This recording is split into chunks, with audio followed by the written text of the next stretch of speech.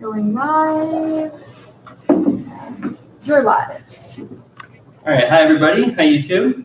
Happy to welcome Sarang Nutter from Monero Research Labs, who's going to talk to us about several interesting topics in the Monero code base.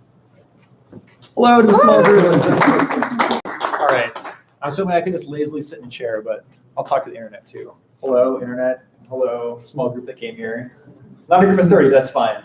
Small groups are in some sense a lot better. So my real name is Aaron, but I go by Sarang Nutter. I'm one of the currently full-time researchers working with the Monero Research Lab.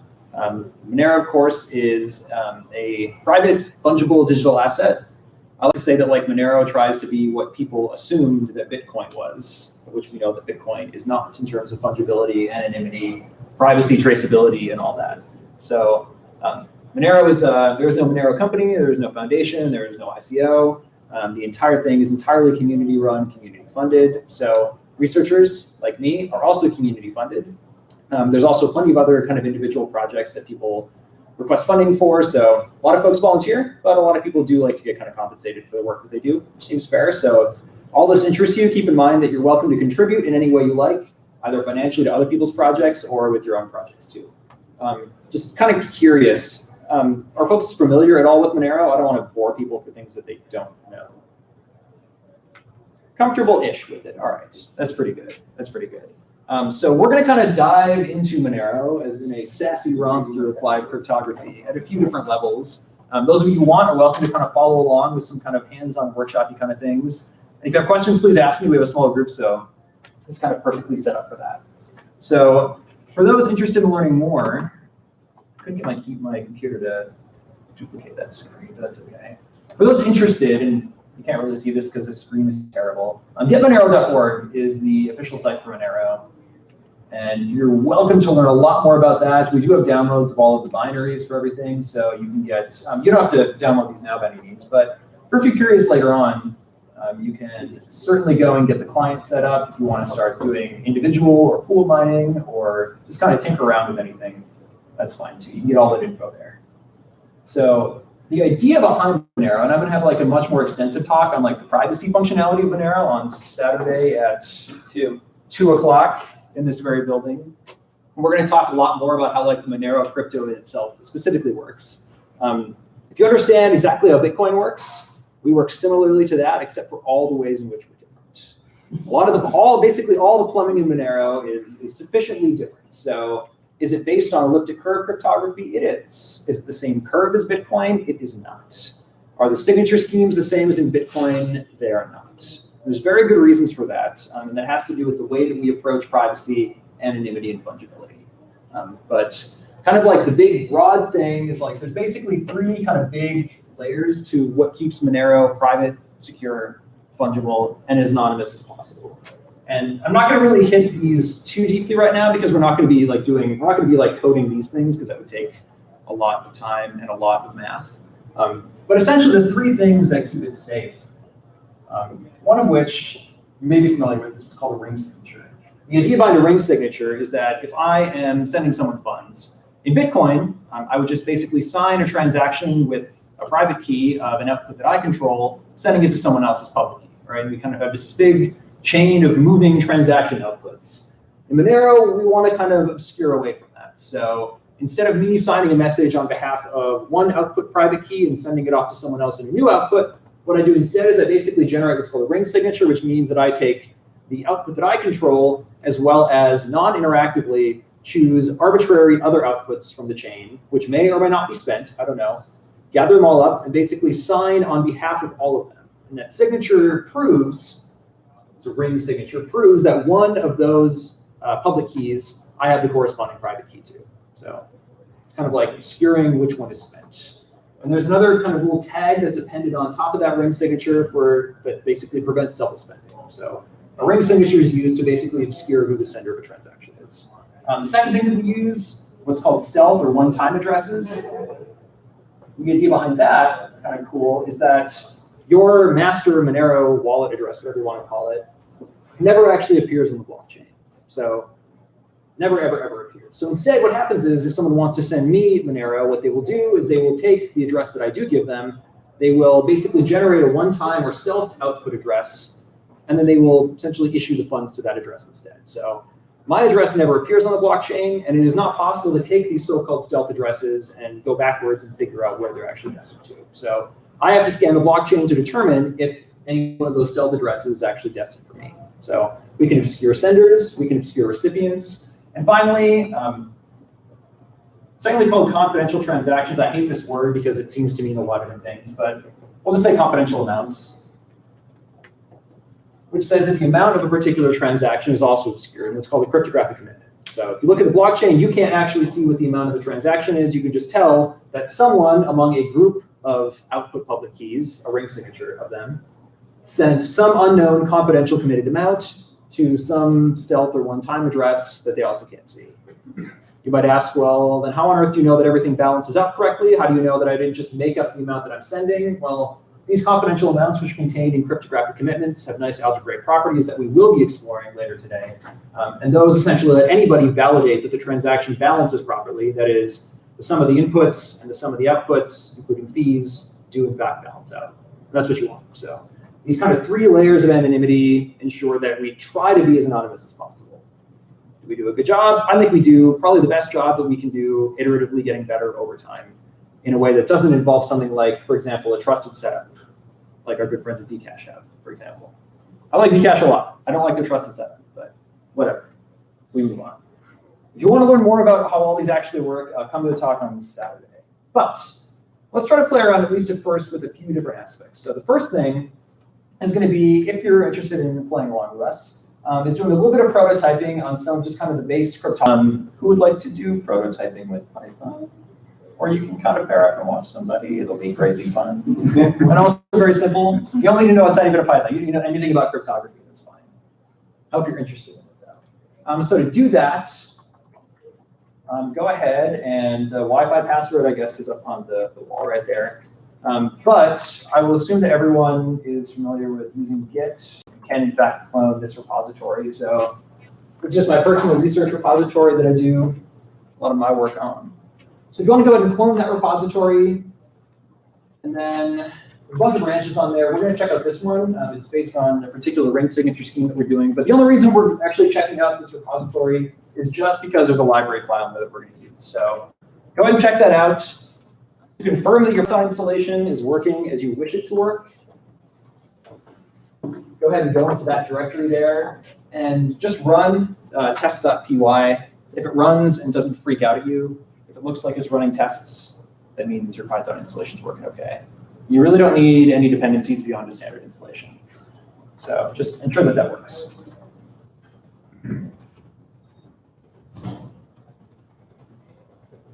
Quick disclaimer, so this is going to use a library that I worked up and modified from an older one that was created by Dan Bernstein to use his curve 25519 elliptic curve. We modified a bit so that we can do a lot more kind of nice Pythonic operations on stuff. Quick note though, this library is not cryptographically secure or intended for secure production. This is just a prototyping library to kind of toy around with algorithms. We use it for internal stuff, but do not use this for anything you care about.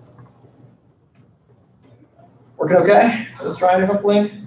Solid. Shouldn't need any particular dependencies, but how long should the test take? Oh, you have to run it on. If it's not obviously breaking when you try to run it, you're fine. This happens to be a test for another thing we're working on. It is not relevant to what we're doing today. That's just to test your operation. You can kill it successfully once it does that. This library is slow. It's in Python. The test will take a while. Yeah, it's having some trouble figuring out what to spend. Yeah, it's fine. Anyway, if you can run something, you're in good shape. Check out parts. Not working quite right. Yeah, you do need to go into that directory. I didn't include that. Oh, You have to make sure you're in the directory. I didn't do that. So what is this test Doesn't matter. If you're curious later on, so this happens to be a ring signature scheme that we're prototyping. The only reason we did that is just because we need the library that it uses. So that's it. Yeah. So anyway, awesome. So once you have that, you're good. Now, the library, if you look in that same directory, the library file we're going to use, one I wrote up is called DUM25519. This is based on Dan Bernstein's curve 25519. because it's not secure. The library is called DUM25519. It's a dumb little library for it. And that is the library that we're going to be using. So if you open a configure text editor and check that out, you can see that there is a lot going on there. And in particular, this basically enables the use of algebra on cryptographic keys. So what happens is cryptographic keys basically live in various spaces. So we're going to be dealing with private and public keys. We're going to be doing something involving signature schemes momentarily, as well as confidential amounts that assume that we have these operations. So the two different kind of keys are as follows. First of all, you have private keys. And in elliptic curve algebra, private keys are represented by scalars, that is just integers. They're not integers that are allowed to get arbitrarily large. They're always bounded integers. And in this case, in the curve that we happen to use, and if you use different curves, they'll have different underlying equations, so these numbers will be a bit different.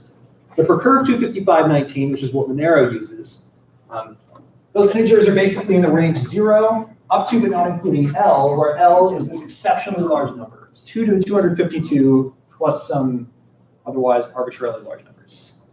I put it there, it doesn't matter, you don't need to really know that. But it's a very large number. If you look in DUM25519, you will see there's a value L defined in there, and it literally, it's not like an efficient form of that number. I just told Python it's 2 to the 252 plus that giant number.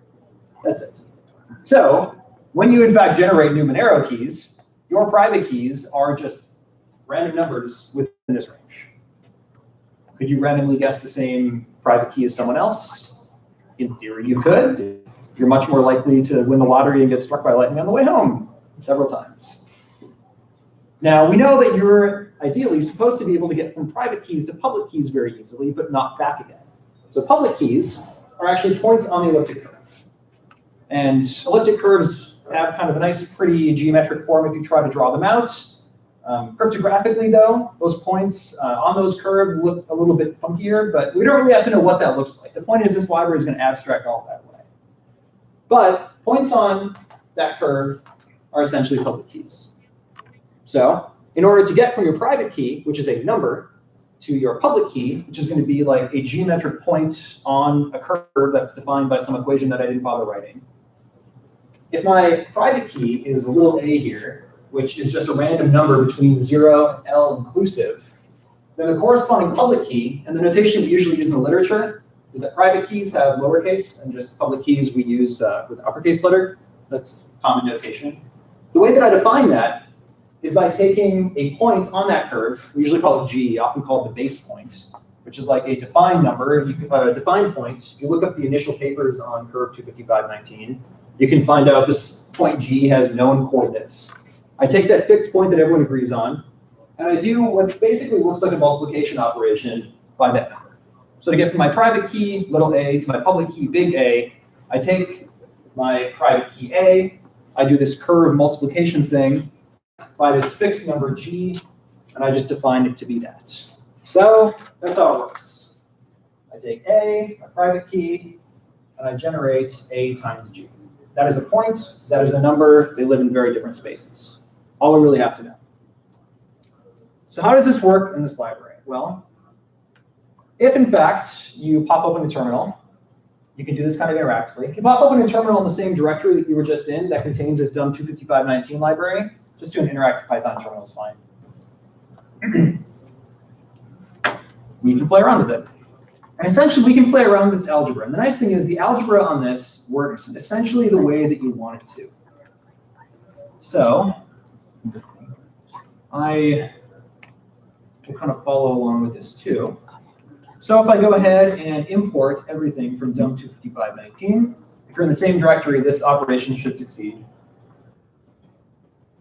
If you do that, we can play around with generating some keys. I'll show you what some of the library functions are, and you can kind of play around with them on your own by looking in the library. But let's go ahead and do an example. So let's go ahead and generate a couple public-private key pairs. So I call them little a and little b here. You can call them whatever you want. So to generate, yeah.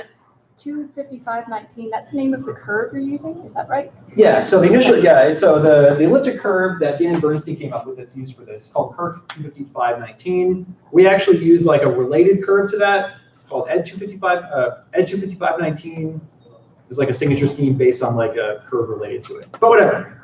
Okay. 25519. If you ask the internet about 25519, it'll tell you. Good enough for our purposes. So if I imported that, it works.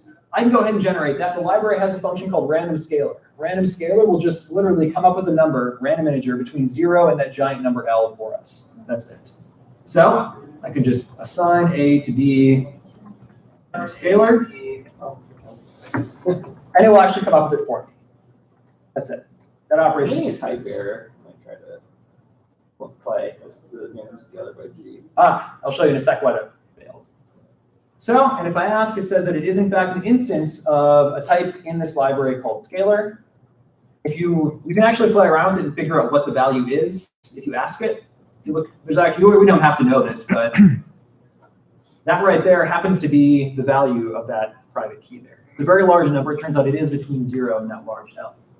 Now, if I want to generate the public key, I know I have to do a scalar multiplication of that by the base point. G, the big G, is actually a point that is defined in the library using those coordinates. Because we are very lazy. This operation only works in one direction because I haven't bothered like duplicating all the reverse directions. So if I want to assign G times A to that, I actually have to do it in the reverse order. You have to do point times scalar. If I try to do A times G, it's going to complain about it. I know. I haven't bothered writing all the reverse operations or whatever. But if I do, for example, define A to be G times A, that does succeed. So in that case, if I ask what A is, it'll tell me it's an instance of something called point, which is what we expect. That point actually does have coordinates, x and y coordinates. If you really want to know what they are, I don't really care. You can literally ask it for the x and y coordinates. It'll give you some giant ass numbers out there that live in some giant ass space, an x and y coordinate. I could do the same thing. I could generate a new key pair. So I have A, little a, and big A defined. I could now generate little b, just kind of following along the left-hand side. Take that base point times b there, and it works. Solid. So this means that I now have essentially two key pairs. I have little a and big A, which are a private public key pair, and I have little b, big B here, which are basically the same thing. Randomly generated. Are those numbers all the way on the right, or they end with an L for you? Is that just Python truncated? Yeah, so it's, well, Python, that's actually the full number. Python stores them as longs. Okay, got it. Yeah, so they'll get as large as you want. No, those are in fact the full numbers. Very big. And the nice thing, and I wrote here, is that algebra on these, this whole like multiplying numbers by curve points thing, it mostly works the way you want to. There's a lot of algebraic structure here. I'm not going to go into like all the algebraic structure, but basically, if there's an operation you would really like to do on these like numbers and points, it mostly does what you want it to. And by that I mean, we can kind of play around with some of the algebra, and it'll do what we learned in high school. So in particular, if I want to look at an expression of this form, well, what would I expect if I took the curve point G and multiplied it by little a plus little b? Well, if high school algebra told me anything, that should distribute out and give me GA plus GB. And I know that I've defined GA to be A and that to be B. Of course, you might ask, what in the hell does that mean? What does it mean to take a curve point and add it to another curve point? There's a fairly long, complicated way that you can add curve points together. You don't have to know what it is because the algebra just does what you want. It is gorgeous. Like, if you ever become mathematically inclined, look up like how this curve algebra works. It's just bonkers. It's gorgeous. It is so gorgeous. But it does what I want. So if that is in fact true, and high school algebra works that way, that is, if I have a distributive law, this assertion should pass. You can test it if you want. So I can try and assert that A plus B over there does in fact give me G times A plus B, the way to find it, and it does. If that did not happen, that would have freaked out and given me an assertion error. Another thing to keep in mind is when I'm operating with this library in particular, and some of the stuff here that we're doing is particular to this library, well, the second assertion shows it. In particular, ideally, I would really like A plus A, whatever this underlying curve addition thing means. If you want to know what curve addition looks like, you can look in the library. It'll show you all the ugly math that it's actually doing to those in the background. Well, that should give me ideally something that looks like 2a. Well, in this case, 2, well, that is in fact a number, a scalar, and I should be able to multiply it by a curve point there. Well, this is Python, and that scalar is an object, so I need to treat that like an object constructor. So in particular, what I really want is for a plus a to equal a times 2, or in this case, the scalar 2. I can't just do the number 2 here. It'll complain about a type error, because this is properly defined on scalar 2. So I can pass the scalar constructor the actual number that I want. And that does pass. So, make sense? So just object constructors is all. And finally, ideally, I would like b minus b. Well, if algebra tells me anything, it should equal 0. But if I add curve points, I get curve points. If I subtract curve points, I should get curve points too. Turns out there's actually an elliptic curve point that acts like 0. It's not 0 the number, it's like 0 the curve point, whatever that means. Well, that's defined as a special curve point, kind of like g is a special curve point called z. Z stands for 0. So what I do not get is that b minus b is equal to 0 the number. Doesn't make sense. Curve points always live in curve point land. So nowhere can I say that b minus b is equal to scalar 0 because, well, 0 is a scalar and that's not a curve point. But I do in fact get that b minus b is in fact equal to that special curve, special curve point z for 0. Yeah, but just a question, like that special point, like still if you do like 5 times z, it's still z, right? Sure as hell hope so. Well, that's a good point though, right? Yeah. So if we have this curve point z that acts sort of like 0, then you're right. Ideally, if I take a number times that curve point, 5 times z, ideally you would really, really like that to be z. And again, keep in mind the order in which we have to write this because of the library, because I'm semi-lazy. So ideally we would like to have, so let's see if z times the scalar 5, I have to use my constructor, is in fact z. Good, it is. So again, the motto here, algebra mostly works the way you want it to. I think I missed something on the previous slide. So is Q the order of the field of definition and L the number of points in the group? Yeah. So if you look in there, yes. So Q, yes, Q is in fact, well, no, sorry. Q is the size of the field over which the curve is defined. Yeah. Yeah, L is the size of the G group. The size of the number of points in the curve itself is actually 8L. Okay, so you got a cofactor 8, which is super irritating for various reasons, but whatever. Yes. Seeing it written here now explains why it's 25, 5, 19. Yeah. So if you look inside, I didn't know that. yeah. So if you look inside here, you'll see a bunch of curve parameters. And the reason it's called 25519 is there's like an order parameter kind of thing in here that's actually 2 to the 255 minus 19. So you'll often see curves that are defined according to the numbers that you see here, just by convention. So what is that? The first prime that they could find that was closest under? yeah, there's like a reason that Bernstein chose these numbers that you can read up on. So anyway, the nice thing is this does the thing that you want it to do mostly. And you can do a lot with this. It's worth noting, sorry, re-import that. So it's worth noting that although I can, shouldn't have done that. I got to regenerate all this stuff. All right, I'm gonna regenerate my pairs. Okay, there we go, done. So we already established I can do things like, well, I can do operations on numbers. So I can do, for example, a times a. That'll give me another scalar. So number times number, that's what I want. Do I in fact get that a times a is equal to a times a scalar 2? Or that's a bad example. Do I, for example, get that a plus a is equal to scalar 2 times a? Sure, of course you do. That all does it the way you want. We decided already that we can add and subtract curve points. One thing you decidedly cannot do is multiply curve points. That is not defined. It doesn't work that way. The algebraic structure does not extend that far. So numbers work the way you want. They interact with curve points. Curve points only interact via addition. That's it. So the library basically abstracts away a ton of other math that's going on in the background. These look like dumb things. You're like, of course they work that way.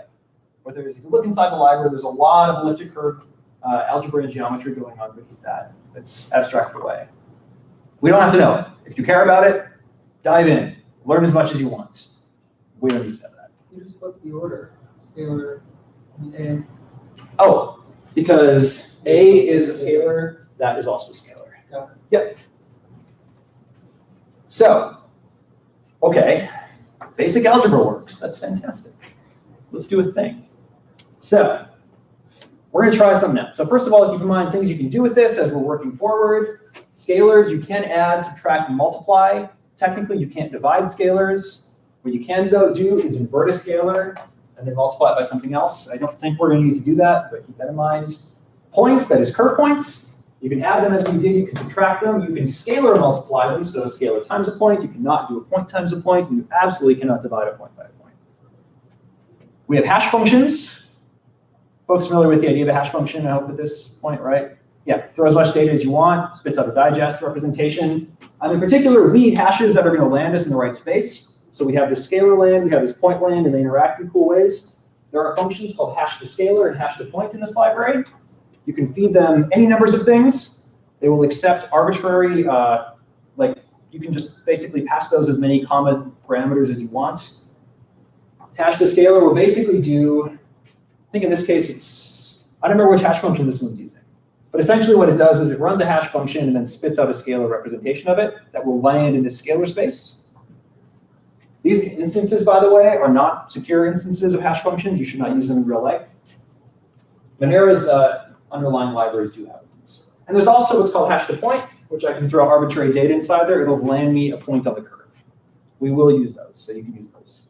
And as you've already seen, we can get random to set. Random scalar is just a function on its own. We'll return a random scalar. And you can even do random point, which will generate a random point on the curve. Those are the things we need to be able to do. So, Why do you multiply the result by 8? under random point. Under hash to point. Oh, hash to point to make sure that we land in the correct group. You need to land That Oh, makes that's sense. it, Okay. Yep. Yeah. Otherwise, you might not land in the G group. That's bad. Okay. Subtle, but it just stops people from doing idiot things that we don't know about. So let's actually do something. So we're going to go ahead and actually build like a real life signature scheme. It'd be a great challenge. Everyone's done old Python who has a computer or is with someone who has a bit of Python, hopefully. So we're going to try doing that. So let's actually build a signature scheme. Here's how it's going to work. You can structure this however you want, but here's going to be our goal. We're going to use this library to build a Schnorr signature. Schnorr signatures have been a proposal in Bitcoin for a while. The idea, of course, is that I have a private key. In this notation, I called it X just because why not? Little x there. And I have big X, which is defined to be X times G. That's big X there. That's a public-private key pair. So given a message that I want to be able to sign, call that message M, I can use the private key to sign that message. Now in a Schnorr signature, we also include a random scalar that's determined at the time of the message. And this is so that I can essentially encrypt the same message with different randomness and get a different signature out. So I can sign a message M, and I can pop out some kind of signature structure. And later on, everyone should be able to verify that I signed that, given only my public key. So verifying a signature says that given the message M, the signature data, and my public key, you should be able to verify that you do, in fact, have a signature that worked. How it works is to do key generation, we already know how to generate a key pair. I can generate a random scalar for my, for example, private key. I do that multiplication operation. Usually we use a large letter for that. We already know that's how I get my public key out. So in this case, we'll be able to choose any message that we want. And we'll see in a second that we can represent the message in Python even just as a string or anything else you want. We're going to be hashing it anyway, so you can throw anything you want to a hash function. Test it however you like. We know we're going to need a random scalar. We know how to obtain that. The steps for doing the Schnorr signature, doesn't matter how deeply you want to understand how it works. Our goal is just to follow this algorithm. So we're going to go ahead and define a scalar. Notice like C is a lowercase letter because it will be a scalar. That's going to be defined as, this is my notation for hash to scalar, which we know there is in fact a hash to scalar function in the library. All I want to do is pass into it. I want to pass into it the curve point I get by multiplying my random scalar that I just thought up for this particular signing, times that base point G, and I also want to pass into it my message M. So if your is represented as a string, this makes sense. And in fact, in the library, you can just pass in a comma-separated list of objects, and it will convert them to strings for you and run them for the hash function. So, bam. We should know how to do that in Python. We can just use the functions that we know. So call that thing little c.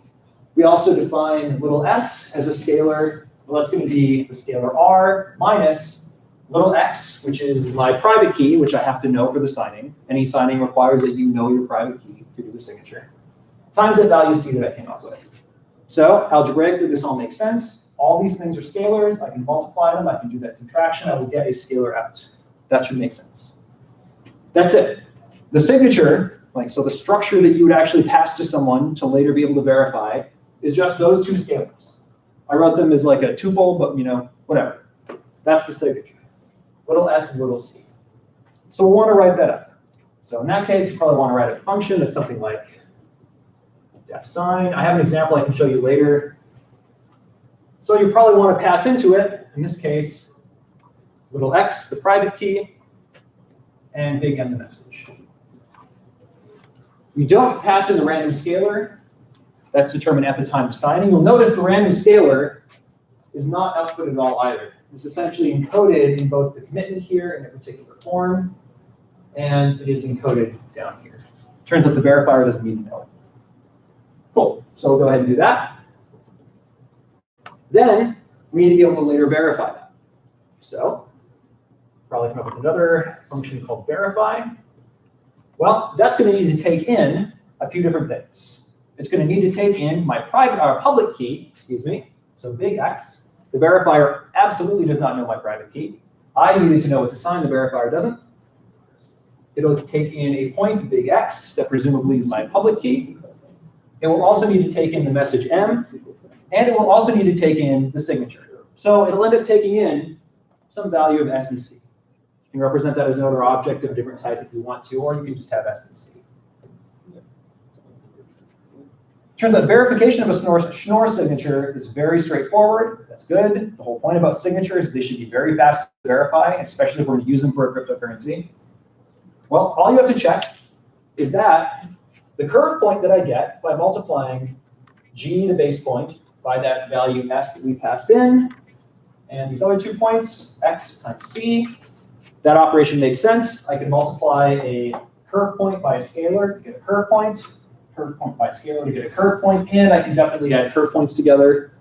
So pass that into the hash function, also pass in the message, do a hash to scalar, check to and confirm. So this equality is literally check, does that equal that value little c? If it is, the signature passed. If not, the signature is invalid. That's it. So why does that work? Well, this works if SG times CX gives me the same thing that I came up with in this definition for C. Well, if you're curious as to why that works, what happens if I take SG plus CX? Well, SG times CX does in fact give me the same thing I got here. Look at how we defined S back there. S was defined as R minus XC times G plus CX. And what do I get over here? This gives me R times G minus X times C times G plus CX. And if you convince yourself with enough algebra, you can see that X times C times G, well, X times G gives me big X, so this gives me RG minus CX plus CX, which is RG. And all that just tells me is that the thing inside here is in fact RG. That's why the signature works. So if you want to convince yourself of that, cool. If not, whatever. Okay, I hope I'm not derailing things here too much, but I've been playing with other types of signature libraries, and I always have this R and S value. I'm thinking, what is C and S here? Why C and S? Is that some sort of standard? What is? I've seen different notation used all over the place. Okay. So when I'm looking at R and S, when I'm doing other stuff, that might be exactly what it's talking about. I've I think seen it's more common for ECDSA to use R and S. Okay. Yeah, Or to use. I've seen it used differently depending on who's stating it. Okay. Like the structure of the algorithm is absolutely identical. Okay. And of course, it doesn't really matter, right? Ideally, sign and verify are just two black boxes, But which is why it's really nice to define. sometimes they're not, and then you have to, you have to. Right. Ideally signature schemes should be black boxes. Ideally, in a signature, I pass in a message and a private key. And to verify, I pass in a message, a public key, and whatever structure the signature told me I had to spit out. Okay. So our goal is to go ahead and do that now using this library. All right. I don't know how to It'll be do easy. So I did, and that. right. And if anyone wants help, this is fine. Like I wrote up a version earlier that does everything we want. So what's the hash to scalar? It's just like lowercase hash underscore scalar. Yes. So in that, once you've done all the imports, you can literally do hash to scalar, and you can pass it whatever you want. You can just pass it like a list of parameters. It'll turn them all into strings and do all the hashing. Yep. It does exactly what you want it to.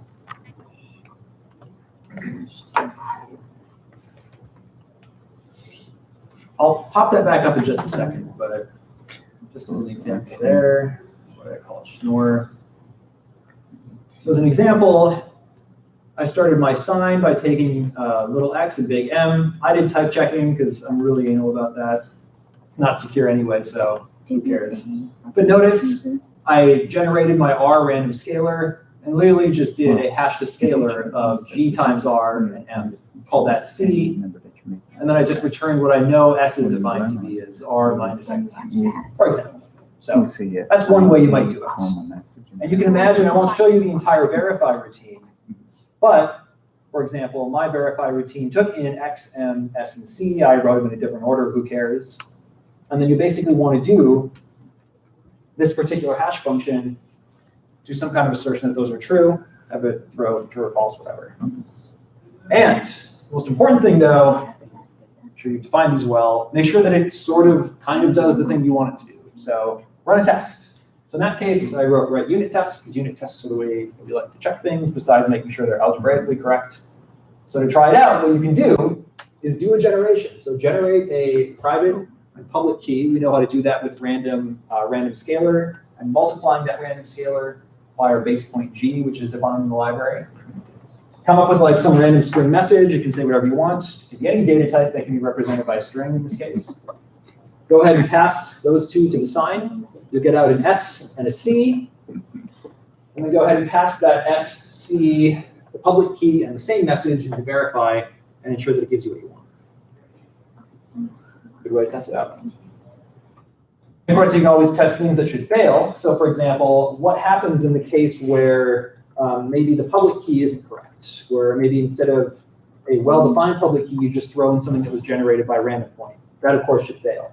If you have a different message, it should fail. If any of those scalars are different or random or whatever, it should all fail.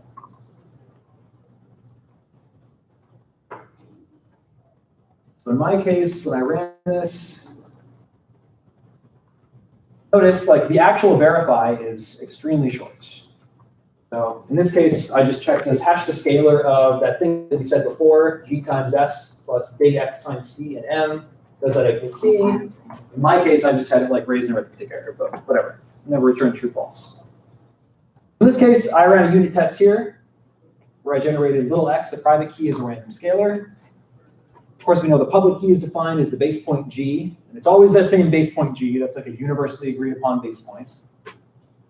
A message in this case, classic Simpsons line, I was saying boo earns. And I go ahead and run the signature algorithm on little x and my message. I get out a value of S and C with the way that I define that function. And then I go ahead and run a verification on the same values, and that should pass. And then I wrote a few unit tests that should fail. So in that case, given the exact same signature here, I had it, instead of passing in the correct public key, had it just pass a random point in, and that should fail. So if it catches the arithmetic error, it'll pass, which is really what I wanted to do.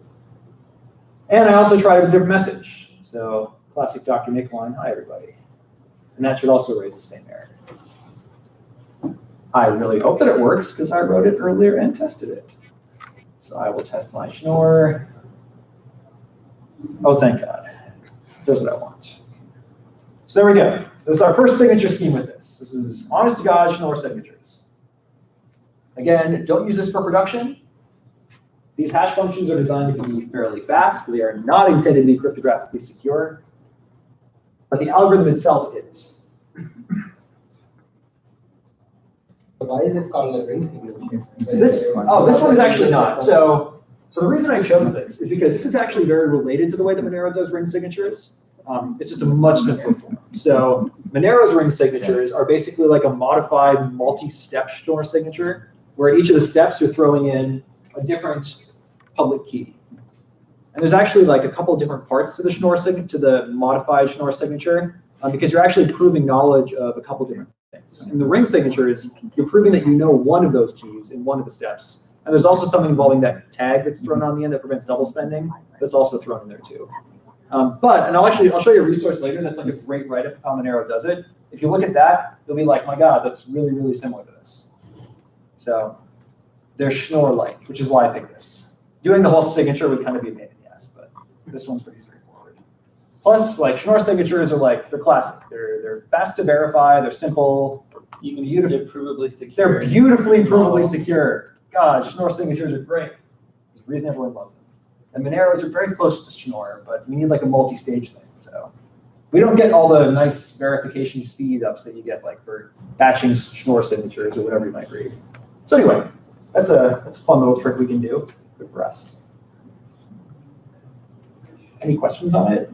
Maybe still writing, whatever. We at least have the algorithm down. We can probably make these slides available later if you want to keep playing with it too. Is it available online? We can definitely make it available. If you're cool with that, it would be great to put. Yeah, absolutely. I'll have Ian put them online. So, and in fact, I have. If you really want, I can have you take my code examples too. If you give up and decide you just want something that runs, I have examples for all these that work and have type checking because I love type checking. I love unit tests. I love it all. Type checking in Python, putting your shoes on the wrong feet. Basically. Yeah, because in this case, of course, if you want to do type checking, you want to make sure, for example, that like you actually have correct instances of these, whatnot. There's some things you need to be true about the points, for example, that we're not checking here on curves that we don't really care about. So that's an example of one that works. Essentially, all you have to do is determine, in this case, does the algebra work out? Well, we check the algebra does work out, and we know how to put that algebra into this abstraction library in terms of scalars and in terms of points. Done. Anyone still working on this, or we can move on to the next one? You're at least intrigued. That's good. I want to make sure folks have enough time to work on stuff. So I'm going to go ahead and move us on, but we can make all this available later on too. Unless folks still want to work on this, we can keep working. It's totally up to you guys. All right. I already know how it ends, so it's all good. So let's do something else. So I hinted before that we would do something kind of like a rig signature, and we kind of did. We're also going to do something kind of like Monero's confidential transaction model, but not really. Monero's confidential transaction model is actually tightly coupled with its ring signature scheme, because you actually need to prove a lot of different things about transactions to make it true. I'll let Ian send out some more details on how the actual things work, but for this case, let's look at sort of how we do confidential amounts. So I said that the amount of a transaction is hidden, and it is. It is actually hidden in something called a Peterson commitment. This is also, much like a Schnorr signature is a well-understood cryptographic construction. A Peterson commitment is also a well-understood construction and is way easier to say than Schnorr. I cannot say Schnorr signature to save my life. It's very embarrassing. I can say Peterson commitment very easily. So a Peterson commitment works in the following way. It's sort of like an encryption of an amount, except you can't decrypt it. The way it works is as follows. So we said we have this well-defined, we call it the base point G, which is a curve point that everyone agrees on that has coordinates you can look up on the internet. Suppose that G is a curve point, and let's suppose that H is another well-understood defined curve point. I'll show you how we'll generate in a second. Well, let's suppose that we have two curve points G and H that the entire world agrees on. We're actually going to generate our second point H using a hash. This library might actually have H defined. I don't remember if I had it this version or not. But whatever, we'll make our own. If I want to commit to a value, which is sort of kind of like a one-way hash style encryption, I can commit to a value called X in this case. And a Peterson commitment always has a bit of randomness attached to it. Kind of like a Schnorr signature had a bit of randomness attached to it. A Peterson commitment also has a piece of randomness attached to it. We usually call it R for randomness. So we often say that I'm going to commit to the value X with the randomness R. that is algebraically defined to be a curve point.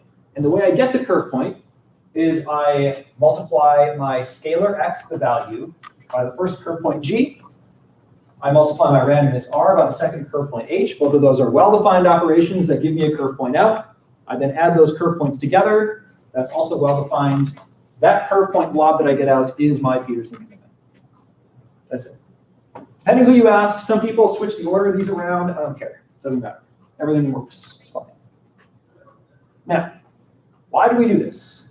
There's a good reason we do this. There's actually a ton of reasons why Peterson commitments are great. The reason we care about is because they have really nice algebraic properties that deal with transaction balance. By that, I mean the following. So let's Can we suppose just ask about the dependence here? So for every H, you get a commitment scheme. yeah, so you can think of it as like a key commitment scheme, I guess. Okay. Sure.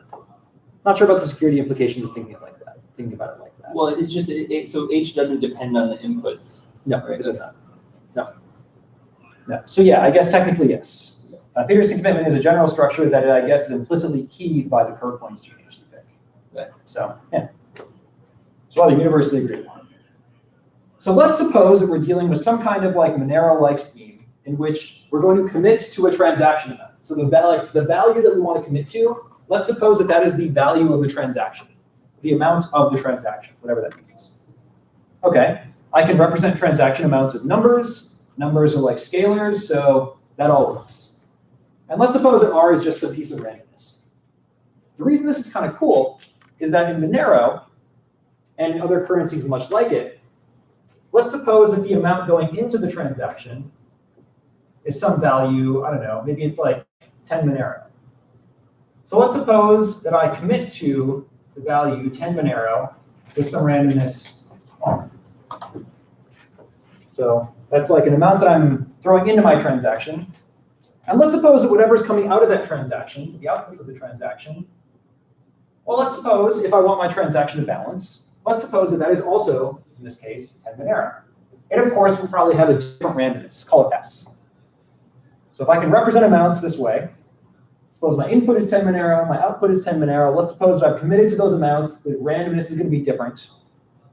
Well, in this case, this commitment, according to that definition, is defined to be the scalar 10, so think of numbers as scalars here, times G plus R times H. And this one, of course, is also going to be 10G, but in this case, plus SH. What's cool about this is I can actually look at the difference of these commitments mathematically. So I can look at in this case, the difference between them, subtract them. Okay, so I'll subtract this from this. And what do I get? Well, of course, I get 10G minus 10G plus RH minus SH. And that's an honest to goodness cancellation. And algebraically, by undistributing, I get R minus S times H. So I sort of get a cancellation of one of the terms in that Peterson commitment. This is, at its very, very roughest, how we show that transactions balance in Monero. Because Peterson commitments, where I literally represent transaction amounts inside the commitment, I can look at the differences between inputs and outputs of the transaction. And to prove that they balance, I can prove something about these G terms vanishing. Those only vanish if the input and output amounts are equal. I could look at the sum of a bunch of inputs, and I could look at the sum of a bunch of outputs, and as long as I subtract them and get this, I can show my transaction balances. In real life, there's actually a lot more to it than that. You end up signing with things that get kind of ugly with ring signatures. But this shows that the algebra of commitments is really nice. So this is called a homomorphism in algebra, where I basically get a structure that has nice additive properties. And in this case, Peterson commitments have this. But for our example, let's go ahead and write a tool that uses this kind of structure. So in particular, let's write a tool using this library that, if I give you a collection of commitments, so the commitments themselves, which remember, a commitment is like a curve point that I got out by plugging it into that black box up there. So if I give you a list of commitments, and if I also give you a list of the randomness that went into those commitments, what I'm not going to want is the amounts, because remember, the amounts are hidden. And I'll show you an example in just a second how this might work. this tool should tell us if we throw in these commitments and we throw in the randomnesses that were used, but not the amounts, I want it to determine if the sum of the committed amounts is 0. So this is like some bizarre simplification of, does my transaction balance in Monero? And again, this is not the full scope of how to do this. So I think this is a slightly more ill-defined operation, but I kind of like it. So in this case, for example, the way that I did my example, and do yours however you want, I just defined a function, in this case called commit. This will do the Peterson commitment. And what I want it to take is a value x and a randomness r. And you notice we said before that we need to define both a curve point g and a curve point h. We all know the curve point g. It's just the one the library has. You can look at the coordinates. I said we'd use a hash function to define it. I literally, to do mine, and you can do whatever you want. It doesn't matter. It just has to be something that like the world agrees on. The way we really do it in Monero is we like do a hash to point where we just like throw in literally like bytes that like byte lists of strings or whatever that say like this is the curve point blah. So this is really a form of how you do it. So in this case, I ran a hash to point and I just passed it the string dum25519, the library, and then h, the thing that I want. You can do whatever you want. The trick is we call this a nothing up my sleeve value. You want to generate these values publicly in a way that does not look suspicious. If you just throw someone a random point and they're like, how'd you get that? You're like, I don't know. Well, you probably did like some NSA stuff and did something bad. But if you say, it's fine, I got it by throwing the word h into a hash function, you're like, well, that seems fine by me. So I defined it like that. That will give me a curve point. So that's the one we agree on. And literally all my function does is it returns g times x plus h times r, which is exactly what I had written there. So that's it. What will it spit out? It will spit out, in this case, I made a little note for myself, it'll spit out a point. It's just what I want. Now what I want this to do is I want to determine if a list of commitments and associated randomnesses, but not the values, it is a cool property that if I just gave you the commitment, so it's a curve point, and if I just gave you the randomness, the only way to determine what the amount is to basically brute force try all of them. Again, this is not really how we do it in Monero. This is not a secure way of doing this. It's a simple to understand way. So in this case, my function is going to take in a list of points that I will have gotten out of this commitment value here. And it will take a list of scalars that represent the randomnesses that I use to generate them. And I'll show you an example of how to do that.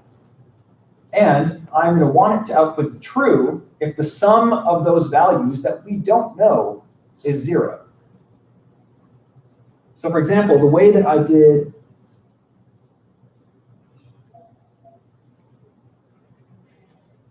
make sure that I did this correctly here. Yeah, I did. Cool. So for example, I'm just going to kind of zip around here. So for example, if I threw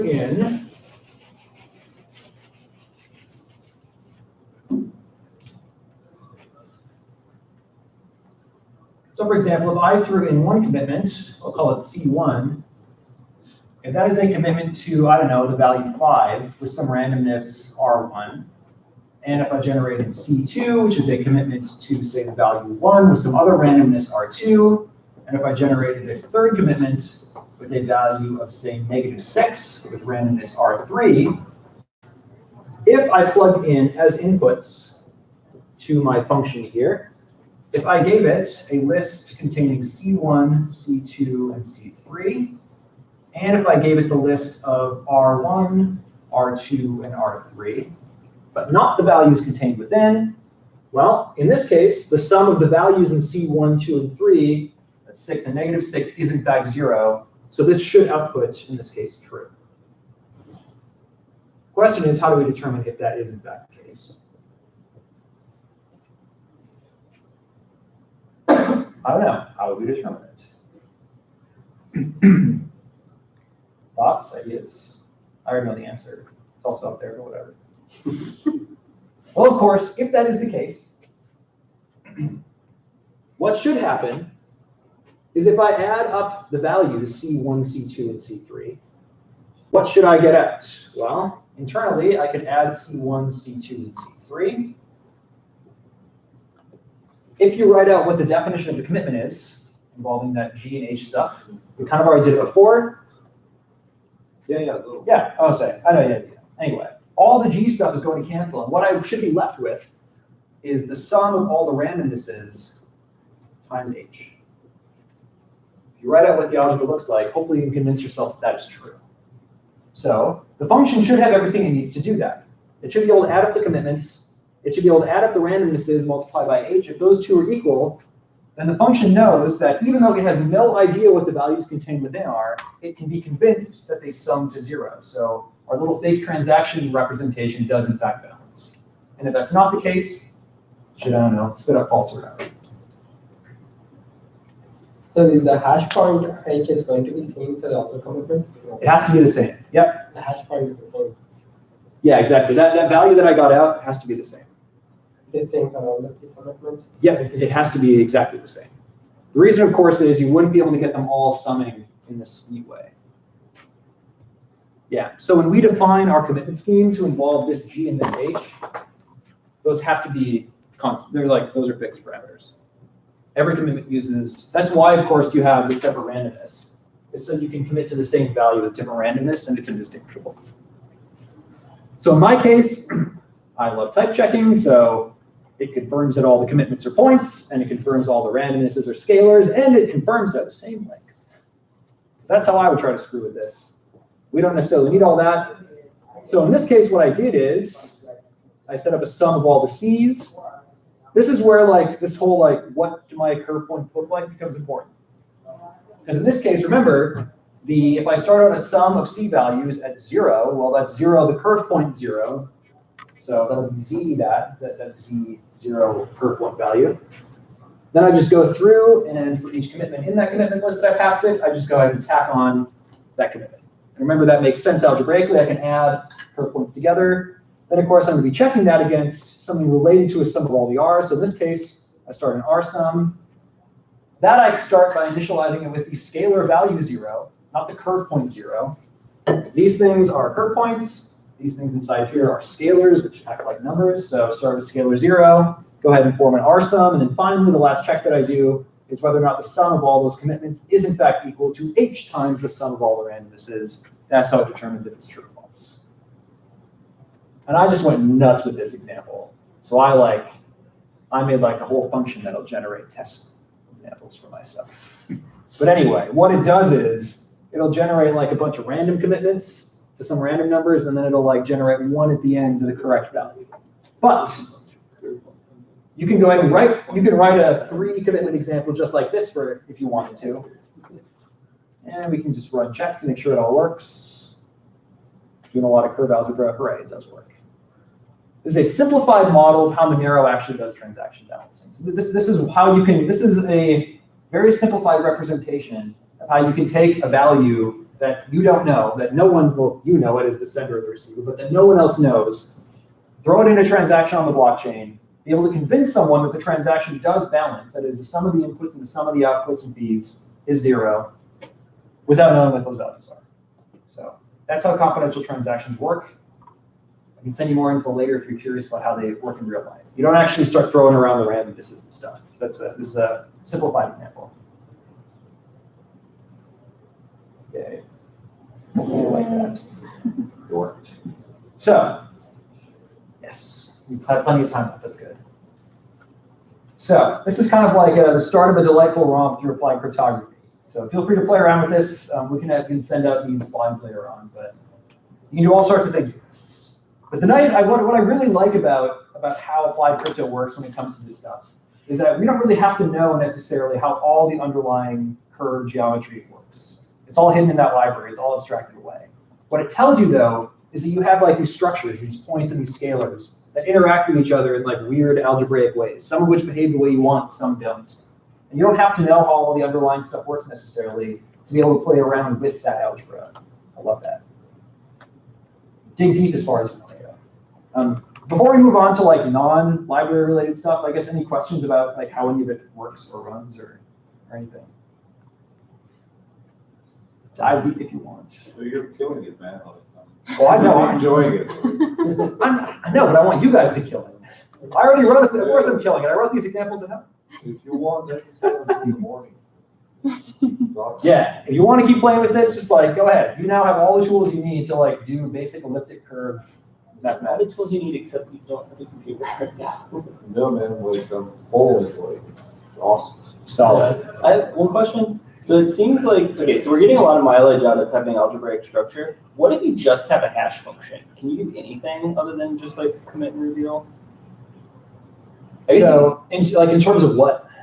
Well, I'm just curious because like, okay, Yeah, and that's very true. So you were saying like, so this is a form of commitment that uses the underlying curve algebra. Yeah. You were saying like, what if you didn't do it that way? What if you just like threw stuff into a hash function? yeah, like if, Which if is absolutely the hash true. function is like the only primitive you have. Like you can do a signature, I guess, like a Lamport signature, but Yes. I don't think you can do much else. At least I haven't seen it. I'm just No. curious if you've seen like if there's No, something there's really very little. tricky Yeah, there's very little you can that- do. Yeah, so there's other ways to do commitments that just use hash functions that don't use this. But of course, like they're useless for anything relating to this because you lose all algebraic structure. And the entire reason this balancing thing works is because of the algebraic structure. But that's true. Like that's a really cool question. Like, what if you only had a hash function? What could you do? Very little. Because Starks get very far with just hash functions. I think. They do. That may be the furthest anyone's gone. I don't know. I'm not in there. Well, I know what I'm going to do tonight. I'm going to think about this problem more. Nice. That's a really cool question if you only have that.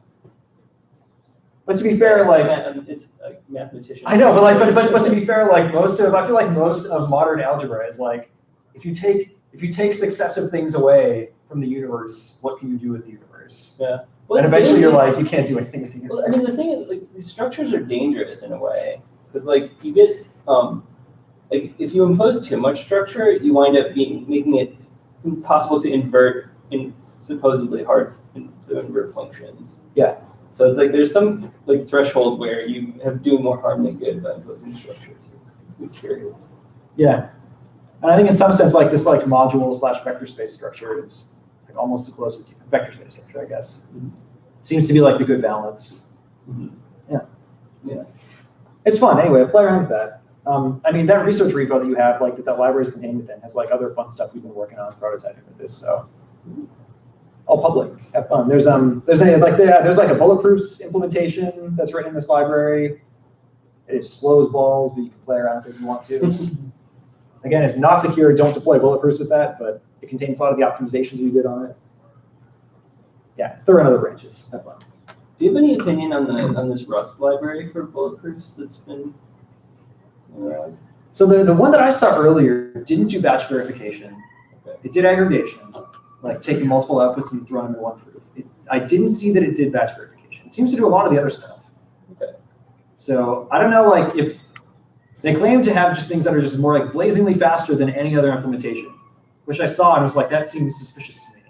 If they've done it, that's really cool. Yeah. I haven't actually done like timing on it myself. I'm really curious now. Yeah, well, it's not. I mean, they don't think they were claiming an order of magnitude. It was more like small. But even so, like the SECPK, I can't remember the name of that curve. Anyway, the one that Andy Polster did for the Bitcoin library, like that, he's one of the authors on that paper, and that thing is like optimized beyond belief. It's like to be faster than that seems wild. I don't know. I have not confirmed any of that, nor have I seen if they've done things like batch verification. And like that's where you get a huge speed up. Okay. Is being able to take like just arbitrary random proofs on the chain, smush them all together, where you basically get to combine base points, and then just like go nuts verifying all at once. So I don't know. Like it's one of those things where it's like amazing if true, but I haven't followed to see how much they've done beyond that. Oh, and I have a left field question. This is, I don't even know if I can ask it properly, but you're like definitely the person who know. We'll see. So what is the best you can do in terms of proof size for ring signatures? Just like plain ring signatures. Can you get O1 proofs in the number of signers? You can, but I have not seen it without a trusted setup. Okay. Yes. So yeah. So that's like there's always like we get papers all the time that's like new record and ring signature size, like buried in like page 15, is like, assume it was set up by a trusted party. You're like, damn it. And they always hide it in there, like they want to get away with something. Well, for these, There's always a horrifying catch, and that's the horrifying catch in size. well, what do you think about being able to generate these strings using like large numbers of participants? Like, do you think that that's a possible way to make these systems more? So you mean kind of like what Zcash did with the new proving system that they use for sampling, where anyone can participate in the MPC? Yeah, perhaps. But I guess just like from a threat modeling perspective, like in the real world, if you wanted to actually wind up with a reference string that no one can actually, that's not compromised. I think that is like the best. I think that's the best way you can possibly do a trusted setup. Okay. Yeah. I mean, with enough people involved, it seems fine. Well, and not only was it there were enough people, but it said you could participate yourself. Yeah. That was the cool part. It's like you don't trust anyone. Trust Did yourself. you? I thought about it, and then I never got around to it. Yeah. It's like I slept in that day. I want it. I know, but part of me was like, am I going to have to burn my computer at the end? I was like, I don't want to do that. I don't know. Shred some stuff. I don't know. I feel like Zuko just didn't he take a saw to his or something like that? I thought I read something where Zuko went in the woods and torched his computer or something. Sounds very. Sounds like therapy. It really does. So I don't know. I personally think that ceremony is probably fine. There was the initial one. There were problems with it. They were supposed to release some verification data that I don't think still has been released on it, which is weird. But also, I guess it goes to show the sorts of things that you need to do to make everyone happy with it. Yeah. Well, and there was an idea for an updatable common reference string. There was a paper that came out. I think it was by some of the Zcash authors too, where any participant in the network could basically change the common reference string, and you don't need to regenerate the prover. It was. I think it had to do with actually basically performing the role of the prover, but no. But I think that the actual prover stays the same.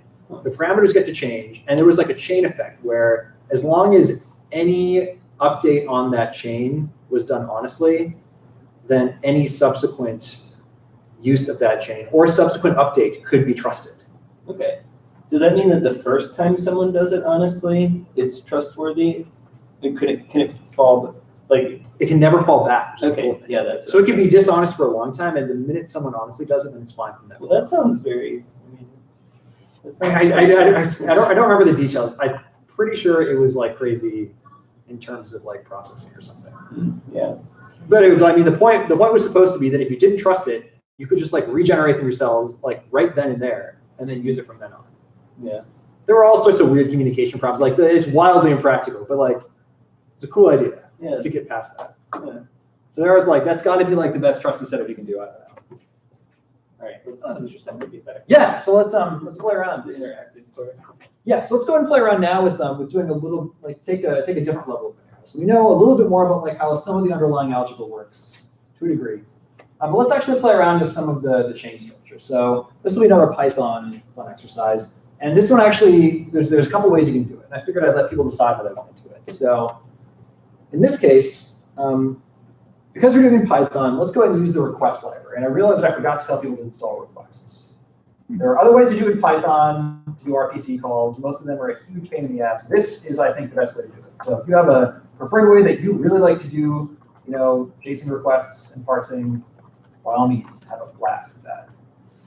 And if you're on a Debian-based or Ubuntu-based machine, the library is Python requests.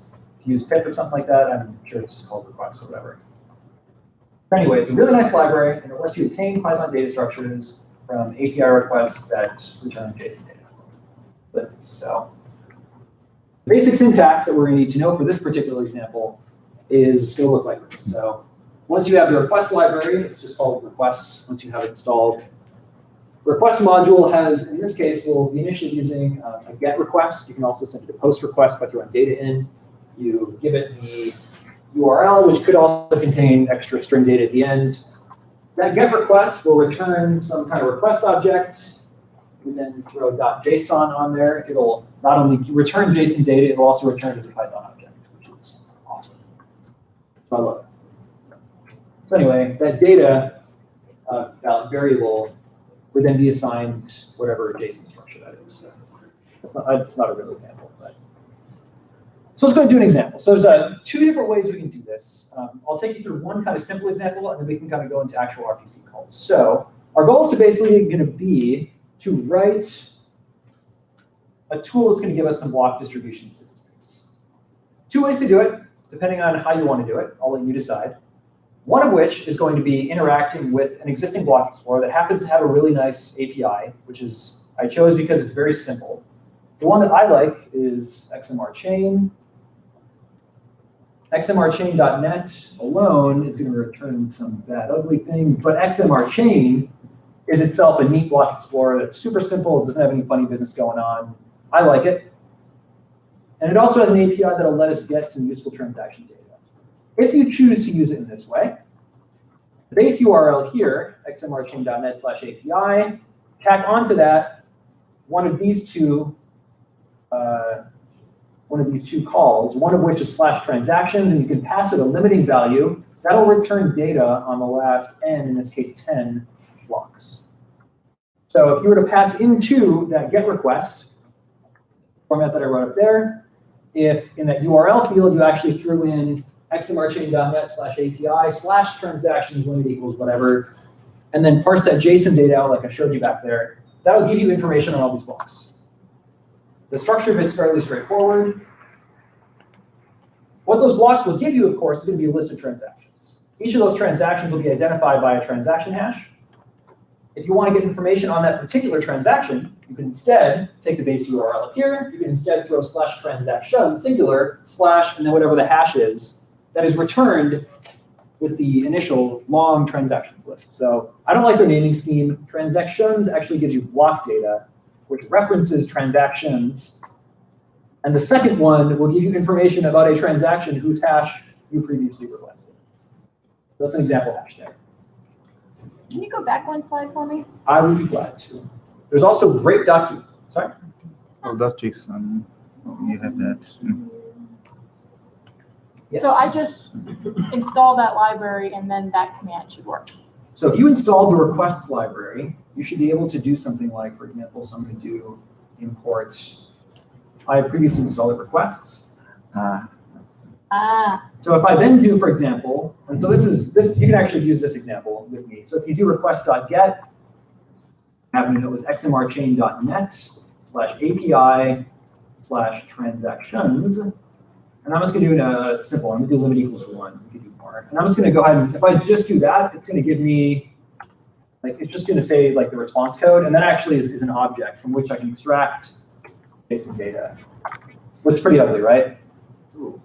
But if you in fact go to xmrchain.net, if you go to the bottom, there's a little thing that says source code there, which will look like, why would I want to do that?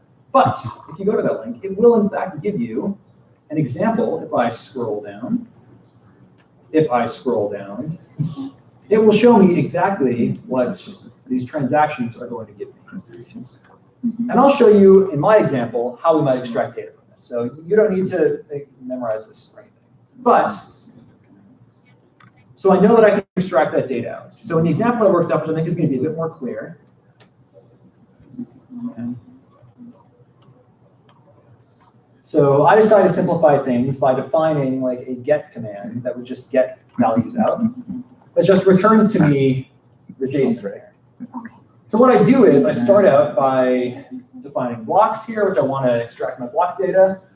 So I have it grab from my get command that I defined that transactions limit equals whatever limit I asked for. I defined limit to be 10 in my example. And because I looked at the structure of how those transactions looked, I know I want to look in that object under data, and then blocks, and then transactions will then contain a list of dictionaries, each of which is a transaction. And I'll go back to the code in a second, but this gives us a lot of information. This is an example block of datefold. So the block itself has a height on the chain, it has a size, timestamp, age. The transactions themselves, though, well, each block we know has a Coinbase transaction that was basically what generated new currency and rewarded the miner.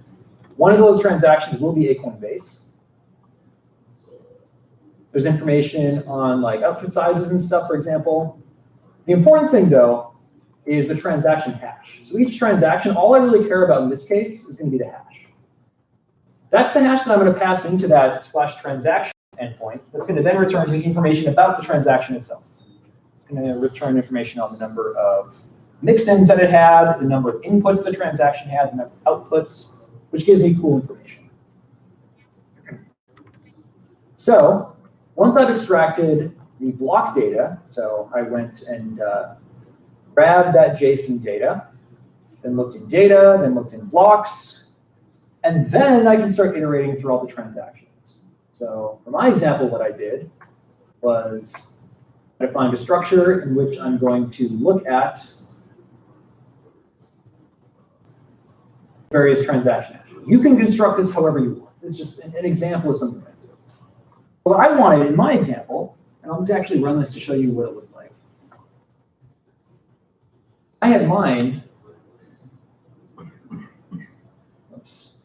So I had mine start by returning the block height of each of the last 10 blocks, which I know that I can get from the block itself. It'll return the height as one of them. And I also had to return the number of transactions. So I literally just had to look at the length of the transaction structure, the list of transactions that was returned in that block. So this already gives me some kind of cool information. I paused it for now. But I had to extract the number of transactions in the last 10 blocks on the Monero chain. So this would say that one of them had only one transaction, which would just be the Coinbase. So we'll always have at least one. This one was stuffed with 11. On average, every 2 minutes or so, we'll get a new block added to the Monero chain. But I want to know a little bit more than that. So let me continue this. It's now going through and querying each of those transactions in each of those blocks. So first block had 6 transactions. I'm looking at each of them by hash and returning information from that other endpoint. This will take a little bit of time. To speed things up, I'm actually going to, the problem is like these requests do take a bit of time. So I'm going to only have it return from the last one block, just to speed it up a little bit. So that block had 6 transactions. Now it's querying each one individually. So in this case, I queried each of them, and I was interested in the number of inputs and the number of outputs in that transaction for this example. So if I look in the documentation here, I'll see that a given transaction, referenced by its hash, that's the other endpoint I said, has information about whether or not it's a Coinbase transaction, how many confirmations that transaction has, that is how deep it is in the chain, the height in its containing block, the current height. The things I really cared about were the inputs and the outputs. So remember, transaction inputs, each of which is being thrown into the transaction as a spend. We know in Monero, each input comes associated with a ring of other mix-ins and decoys. In Monero, you have to have a total of 10 mix-ins or decoys associated with it, plus the actual spend, which no one else knows. So I'm interested in particular in the number of inputs, each of which has associated to it a bunch of mix-ins.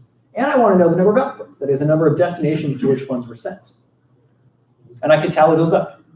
So for example, every transaction that's not a Coinbase will have at least one input.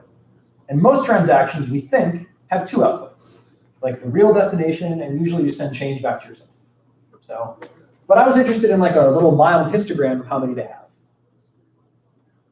Interestingly, one of the transactions, so here I have the number of inputs and the number of transactions that had that number of inputs. So here I have one transaction that had 0 inputs. What do you suppose that is? The Coinbase. Coinbase transactions have no inputs. They just generate outputs. So I will always have that because I have one block. That one block has one transaction that is a Coinbase transaction. And then I have one transaction that had a single input and 4 transactions with 2. It's kind of like common Monero lore that we believe that most transactions are 2 input, 2 output transactions. That is, you're spending from 2 different inputs and you're probably generating a true output and then a change. Well, this says that that's probably true. In this case, I also looked at the number of outputs contained in there and the number of transactions containing that number of outputs. One of the transactions had only a single output, and the other 5 transactions had 2 outputs each. So that seems to be true. Cool. That's useful information. You can get a ton of other data out about this. You can get information about the number of mix-ins that each input had. You can get information on the transaction fee, the size, the transaction version, all sorts of interesting information. If there's a payment ID associated with it, you can get information on that. All sorts of data. I just threw some out here. So for this one, I said, like, You might want to write your tool that uses those endpoints to obtain maybe, these are the ones that I do, transactions per block, inputs per transaction, outputs per transaction. One thing you notably cannot see in this case, even though you can see information about the inputs, you can't see the associated wallet addresses because we don't have that. And you can't see the amount of the transaction. So that's good. It's a hidden amount that you can't see. Yeah. Can you talk about the offsets and how the transaction describes which one are the mixings? Is that listed in the description of the transaction? Yeah, I actually don't remember how if they do the lookup for you on that. Now I'm really curious. Oh, nice. Yep, it actually does the lookup of the public key for that for you. Yep. Mhm. But in reality, they're actually listed as an offset. Yeah. Yeah, so they're listed as, they're sorted and they're listed as the offset from the previous one on the chain. So if you have like output 1 million as the oldest one, and the next one's 1,500,000, then the offset between that is 500. So the goal is to keep the offset data as small as possible. Mhm. So yeah, so it tries to keep that data small, but that data is useless for anybody else. So this tool actually does the lookup for you, which is great, and actually returns the public key of that, which is more useful. Mhm. You can do all sorts of statistics with this. For example, you could look at the outputs, which are referenced by public key, and you could try to find out how often are those outputs used as decoys in other ring signatures, for example. All sorts of useful chain statistics. That would take much longer to write, but it's an example that would in fact work. And of course, Coinbase transactions don't have inputs. So this is kind of a cool little interface here that I really like, mainly because its interface is very straightforward. So you get a lot of good data out of it. You can return useful information about distributions. You can basically build a block explorer from this block explorer's API. So I like looking at this. It gives me information. I mean, XMR chain is kind of cool too. So one thing we were interested in, for example, is the number of blocks that were empty. So in bulletproofs, we can throw a lot of information into a block and still keep that block very small. So we were curious about how often you had blocks that were completely empty except for a Coinbase transaction. So it turns out about, on average, maybe 1 in 5 blocks is empty. These blocks, it looks like, are all pretty full. But it's cool info anyway. But this is by far not the only way to interact with the blockchain. This is just a very straightforward way. This isn't really interacting with a chain directly at all. This is interacting with a block explorer that is itself interacting with a Monero daemon, which is keeping track of the chain on its own. So you can definitely play around with this. Again, the API is documented at the source link from xmrchain.net. It's just one explorer that's really good. But another way to do it is to actually get information from the Monero daemon itself. So basically querying what the block explorer that we queried is itself querying. So kind of the baseline here. This gets a bit more hairy. So there's an RPC function list for the Monero daemon. Some of them behave pretty straightforward. Some involve things like binary data. Some have unique interfaces. However, if you go to getmonero.org, there is a link under resources. So let's getmonero.org. Under resources, there's a thing that says developer guides. Under developer guides, it even says RPC documentation. So there's 2 parts to doing this, right? If you're just interested in getting just plain old chain information like we got from the Explorer there, you want the RPC documentation for the daemon itself. So this is the one that we would use. This has a list of all the daemon RPC calls, inputs, outputs, examples. Most of them, it says use JSON RPC interface. Some do not. So we can get all sorts of information. Yeah, it's great. You can get all sorts of information. So for example, ones that are nicely behaved and use JSON, which is fantastic, we can get information like, we could do get block. So get block, for example, I can throw into it, I can throw a block height, and it will give me all sorts of information very similar to what xmrchain.net did. It'll give me the timestamp of the block, the miner transaction, it'll give me a list of signatures, all sorts of stuff. So here's an example of one where if you were to use curl to go ahead and get that, it's asking in this case for the block at height 912345, so you got to throw in some JSON data as parameters. It'll throw out the block header, the difficulty of that block, the nonce that was used in the block, as well as JSON data that's string formatted that you'd have to pull into Python itself. Not nearly as clean and as functional. Getting the info requires that you encode the parameters and everything inside ugly JSON.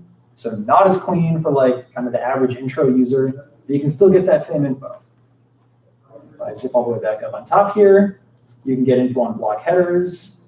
You can get all sorts of info from it. There's also other RPC methods that maybe don't behave exactly the same way. So one, for example, is get transactions.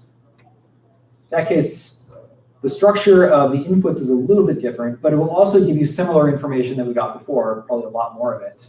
Public keys of outputs that are spent, amounts if they're available. In modern transactions, those are not available. Payment ID information, it's kind of a mess. You can get all the info you want from that.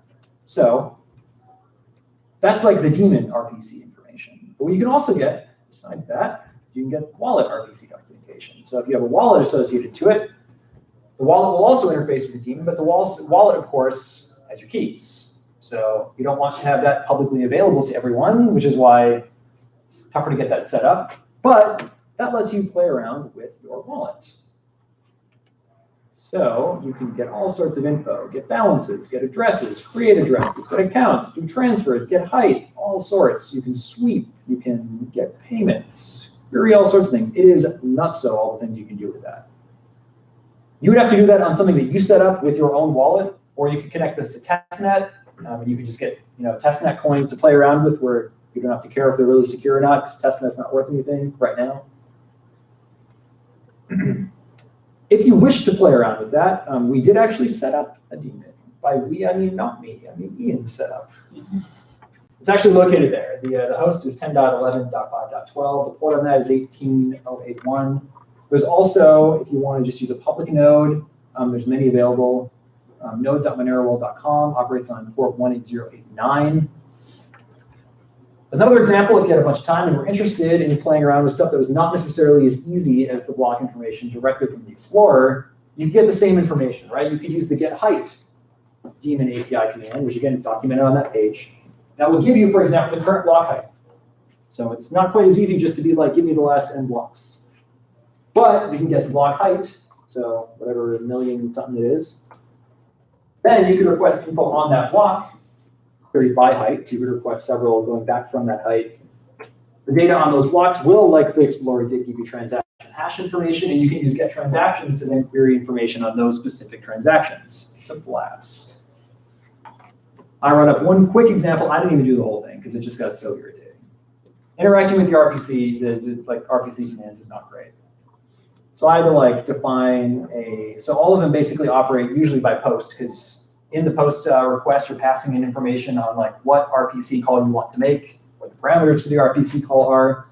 So I defined one called post. The way that I did mine in this example, I just started it.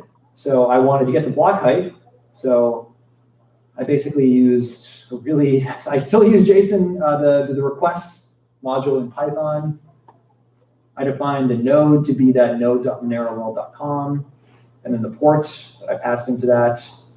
The endpoint that I wanted to pass into it was get height. So it had to pass in that it was requesting JSON data on that, and then that got ugly. What does that give me? It gives me an object from which I can request height. Once I have the height, then I say, fine, give me, for the last 5 blocks, do a JSON post request to get block information. The parameters for the JSON request that I pass in are the block height, and that height, I basically iterate backwards from the current block height. And I request those blocks. And then I had to go through, and for each of those, I had to tell me what that block height was, because maybe I want to know that. In this case, I just want to know the number of transactions contained within that block. So then I went ahead and pulled information from that block, and then requested info on its JSON, which then contains info on its transaction hashes. So basically got the list of transaction hashes and printed out the length. That is way messier. This is the way that interacting with the daemon works. It's great. That's why we have block explorers. But if we run it, this one was RPC. This is operating with that Monero World node. Pretty fast. So that's the current block height. That's working its way back. and that is the number of transactions contained in those blocks. This one actually treats Coinbase transactions not as standard transactions. So XMRchain.net did, so every block always appeared to have at least one transaction. In this case, you can have an empty block that just contains no non-Coinbase transactions. So huge variance in this, which is kind of interesting, right? Here we had 17 non-Coinbases, here we had one, here we had an empty block, and so on. So you can get a lot of interesting stats out of this. Like right now, I'm very interested in what are the distributions of transactions, because pre-bulletproofs transactions were big, so blocks are filling up, you might start to get blocks that contain, maybe fairly low variance numbers of transactions in them. Now we can just pack a bunch of them in. So you tend to get ones that end up being really full, and then the next one, well, there's really no transactions that you need to put in there. So the variances get to be pretty high in this case. So that's another way you can interact with it. Would you want to? I don't know. I don't really like to. Writing that code, I gotta admit, was not a lot of fun. I'll need to, if I end up like writing something that will track transactions. Yeah, and so people have written up libraries that were specific to Monero to handle some daemon RPC calls. Yeah. I don't know. I don't find them like that much easier to use than just like writing your own wrapper. So here I basically just like wrote my own wrapper, right? I wrote a thing that would like do the post request. It would throw in the data that Monero needs. Like you have to throw on a JSON RPC, like version number. You have to throw a method on there, and the method is just like, what's the call you're making? I know the headers are always going to be like an application/JSON header. So That will be the least of the problem, but I'm waiting to get to the point where I'll see how you would track transactions. Like Yeah. if you, right, and so even though we didn't set up like a working wallet here, the nice thing is like the way you interact with this, like once you have this like kind of library, wrapper, whatever you want to do with it, once you have a wallet RPC setup going on, then you basically have the tools that you need in order to do that. So, for example, if you set up,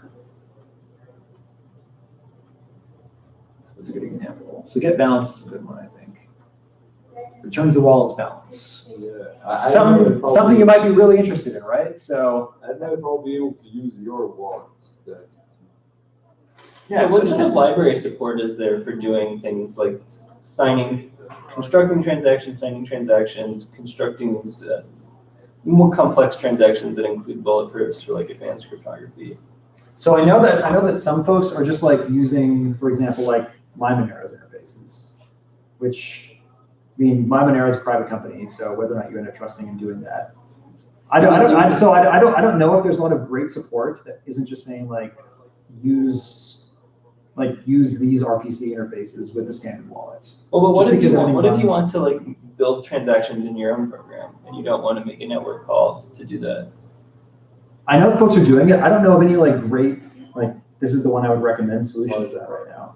And I think part of the problem is that like you end up iterating on it so fast and so rapidly that there is kind of one definitive source for it. And it's the wallet. I think that's one of Monero's weaknesses. People often ask like, man, someone should, write a version of Monero wallet in like language X. We're like, yes, someone should do that.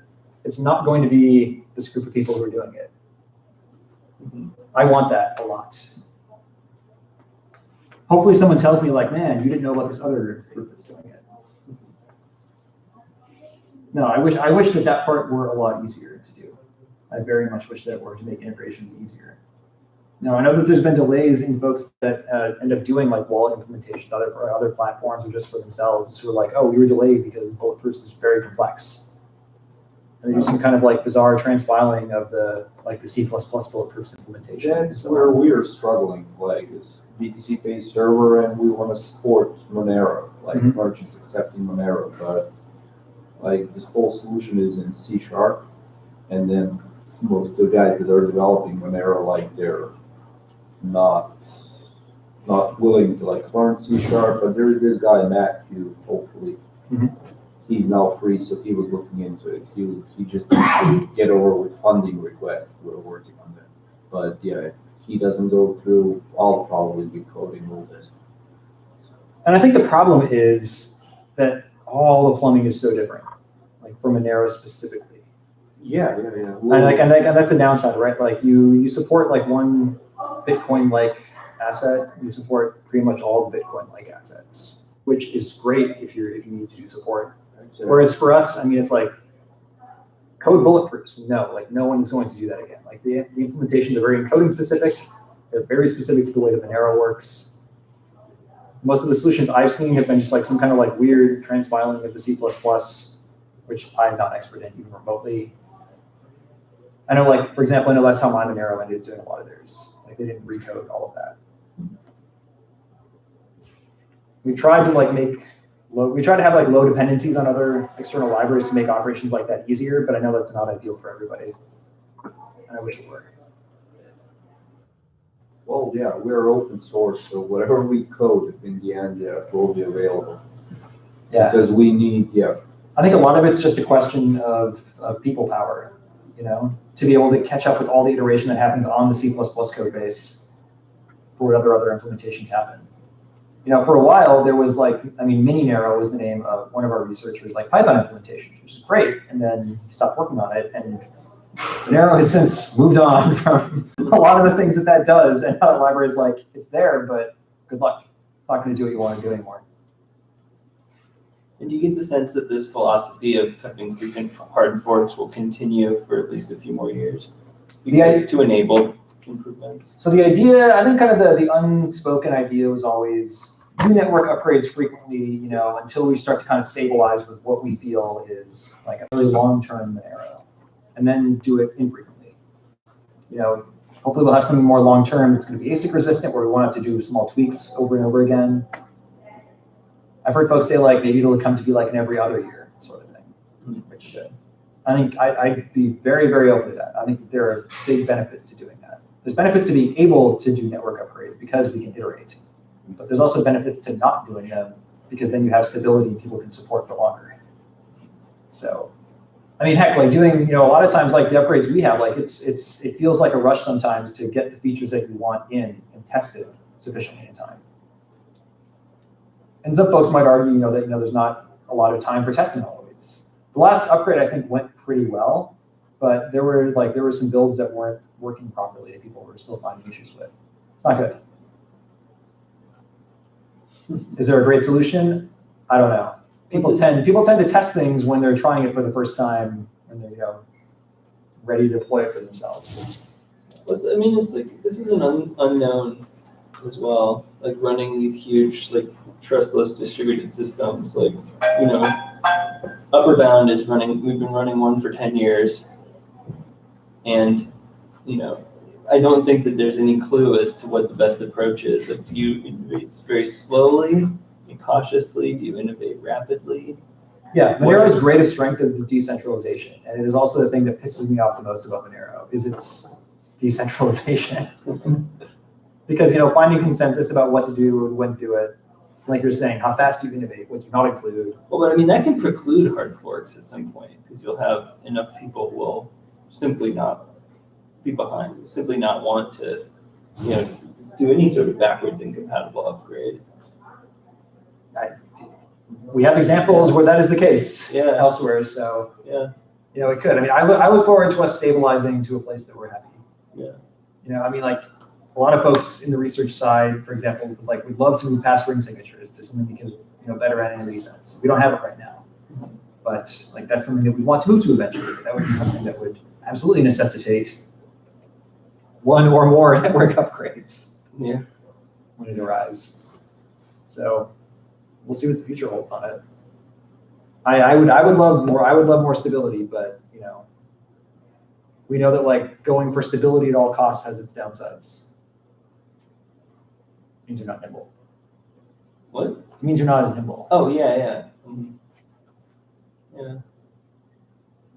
I mean, we'll just have to wait and see what survives. We will. Yeah. I don't know, or maybe who knows? I mean, bulletproofs is obviously like that was kind of like the big thing to iterate on next. You know, now we have point releases, which are not consensus based, which are just some fixes. What's going to go into the next fork? At this point, probably very little. Proof of work tweak. Hopefully not much more. So yeah, that's Monero at a few levels. I guess as kind of deep as we could go, probably about 2 hours, but kind of a sense of some of the crypto, or at least how some of the algebra kind of fits together. A little sense of how to do interactions with it. It is almost 8:30. We did not have time for the next thing, which I don't know if anyone's like super into C++.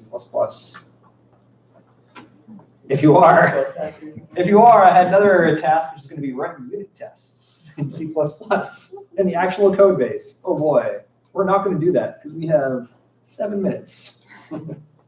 There's no way you can build anything in 7 minutes.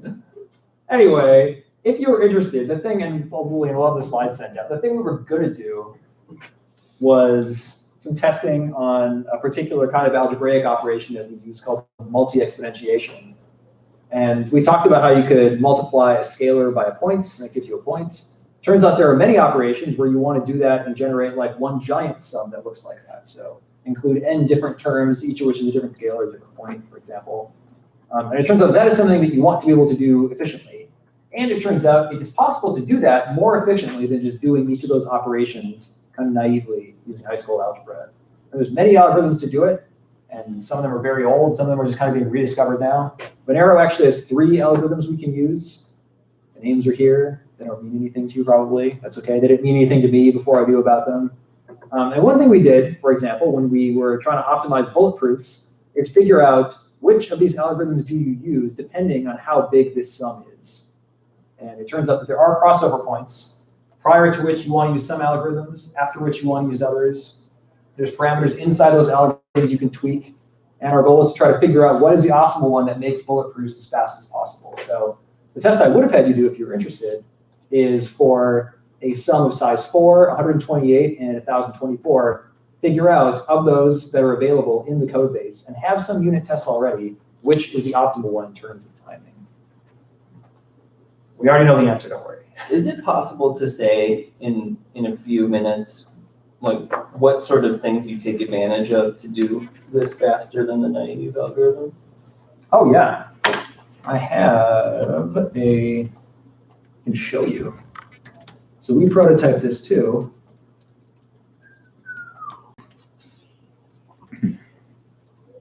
Yes, we got it. Cool, nice. So this is actually in that library, in that research lab repo that I had you guys clone. There's actually a directory. I think it's just in the master branch called multi-x.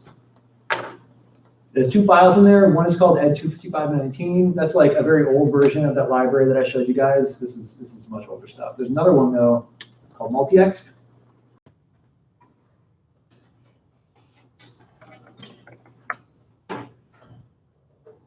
And I actually have highly non-optimized, so these are not optimized. Versions of these that were highly optimized by our developers are actually included in the Monero code base. And if you search around on GitHub long enough on the Monero repo, you can find these actual implementations. There's several that I have. So one algorithm is called basic, which is literally just go through and do each of those sums individually. If you look through this, you can kind of toy up that it's doing that. One of them uses the algorithm called Bose-Koster.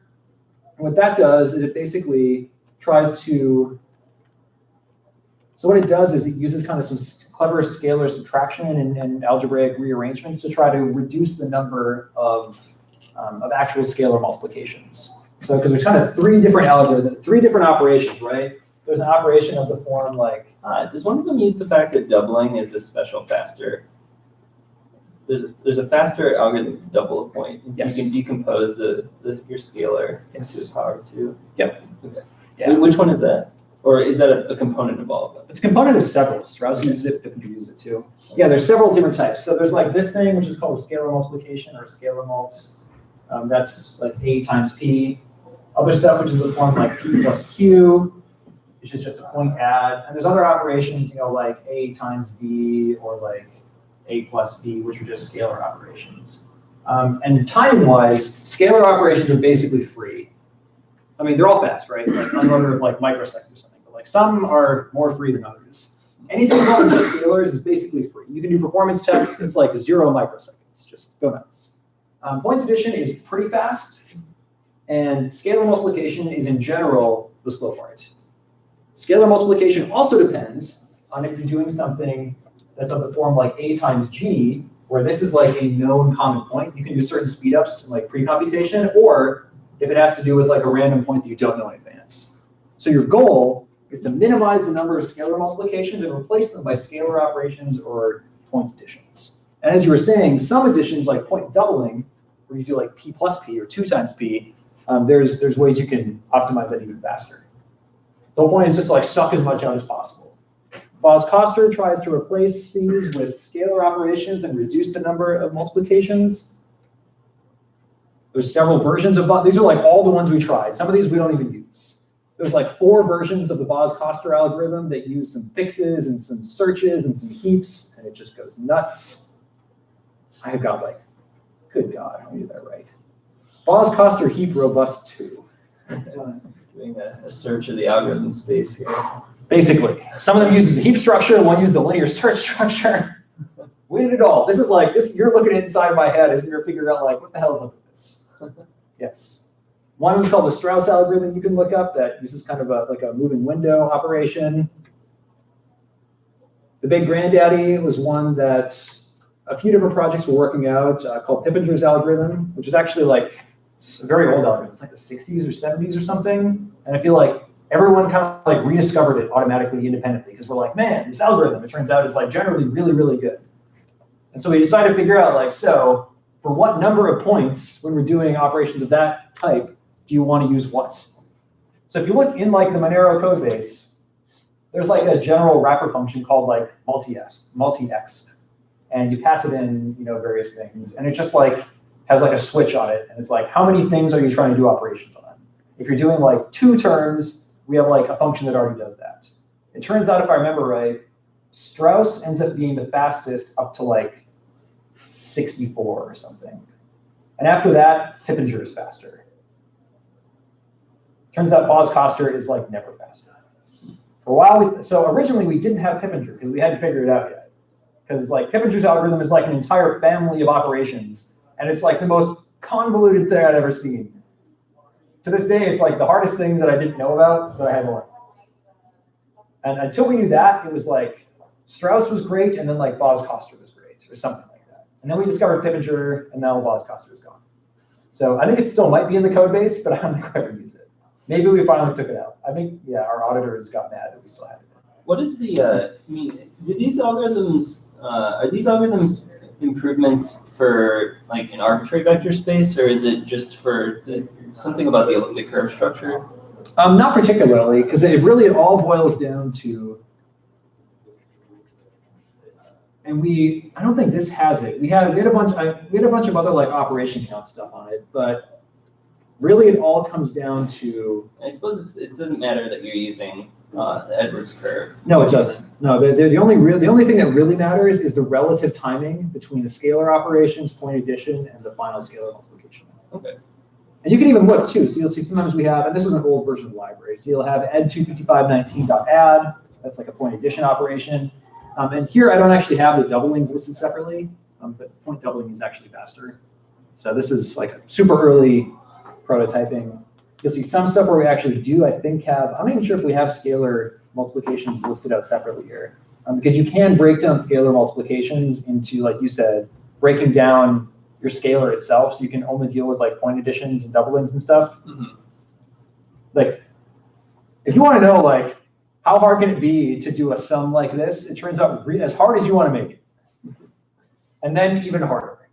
Well, people spend a lot of time figuring out how to multiply 2x2 matrices really fast. I mean, Yeah. So because for example, it turns out it also depends on the hardware you're going to plan on running it on. Yeah. So like when I said like this is for the verification speed of bulletproofs, like the thing that takes up the most time in bulletproofs is this.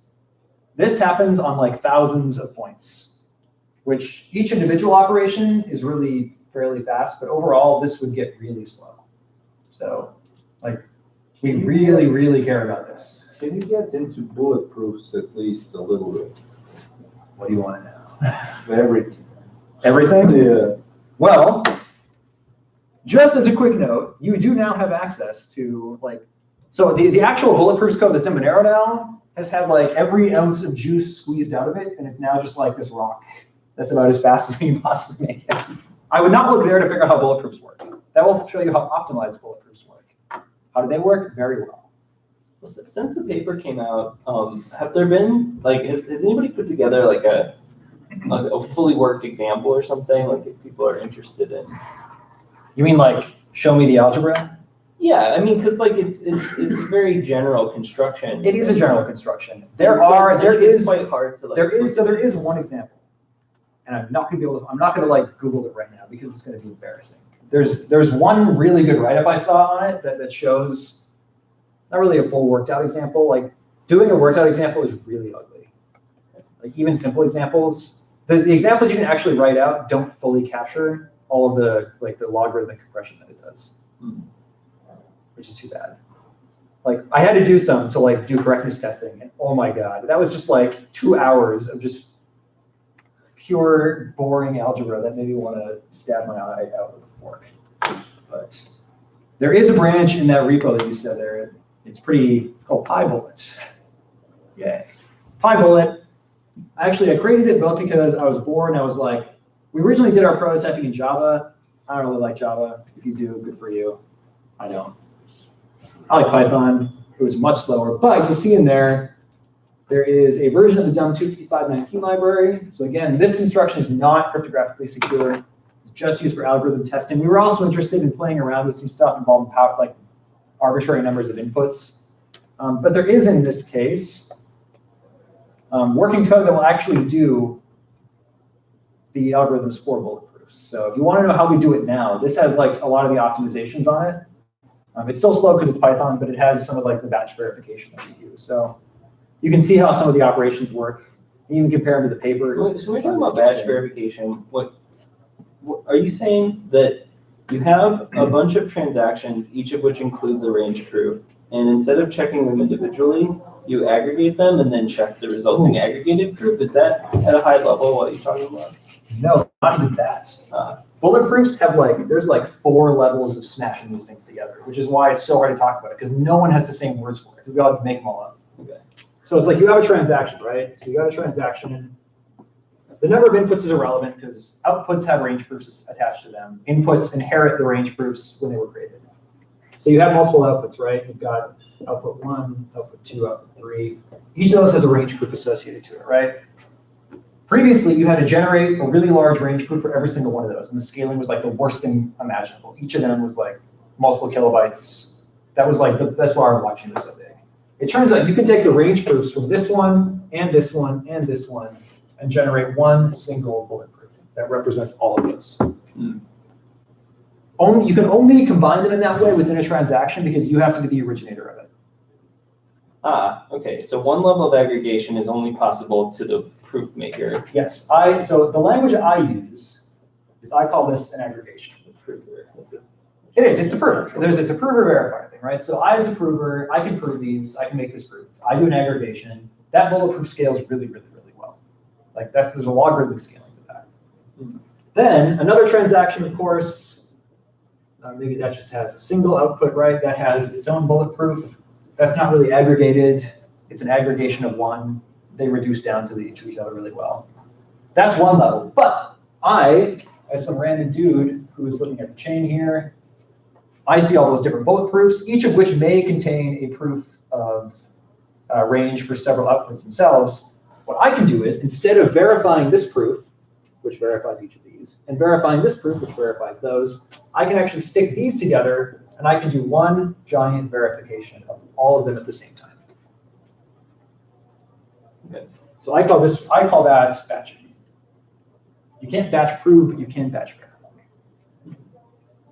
And it turns out batch verifying generates. So in principle, you could batch verify all of the, like if you were not taking advantage of this output consolidation, then in principle you could batch verify all the outputs. Sure. Yeah. So so the reason you do the aggregation is for space. Yeah. Because this makes it very small. In terms of verification time, the verification time is basically the same whether or not you aggregate together. You can batch, of course, but the aggregation process itself doesn't save you anything in verification time.